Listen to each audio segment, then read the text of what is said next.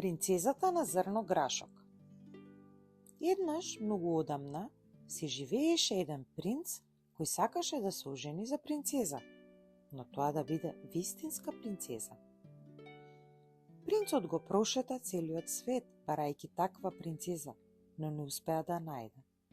Сретна многу принцези, но не можеше да открие дали се вистински или не. Кај секој од нив постоеше нешто што не чини.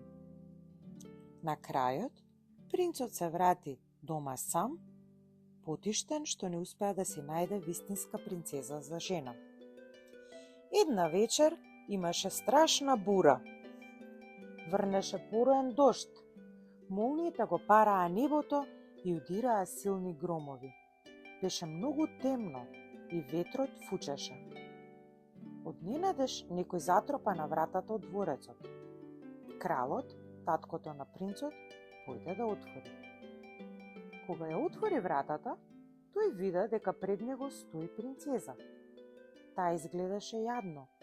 Обликата ѝ беше сосема мокра и прилепена.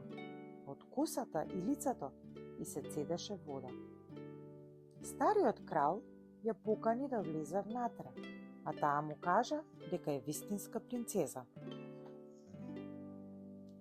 Како да не, наскоро ќе видиме дали е така, си помисли кралицата, мајката на принцот.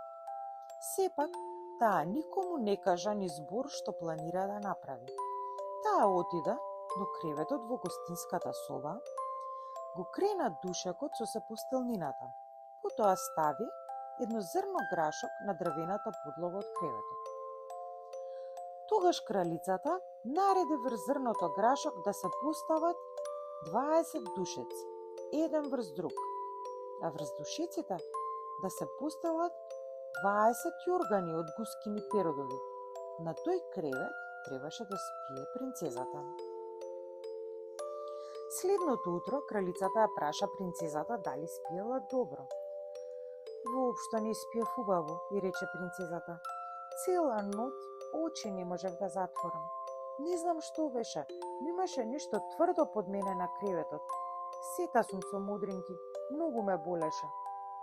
Кралицата знаеше дека станува збор за вистинска принцеза, бидејќи и таа исто така го почувствувала зрното грашок преку 20 душеци и 20 јоргани од гускини перодови.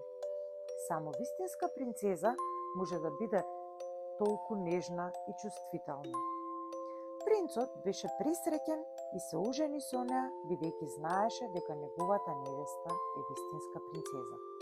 Што се однесува до зрното грашок, се вели дека тоа може да се види и ден денеска, зашто е ставено во кутија како нешто необично и се уште се чува во дворецот.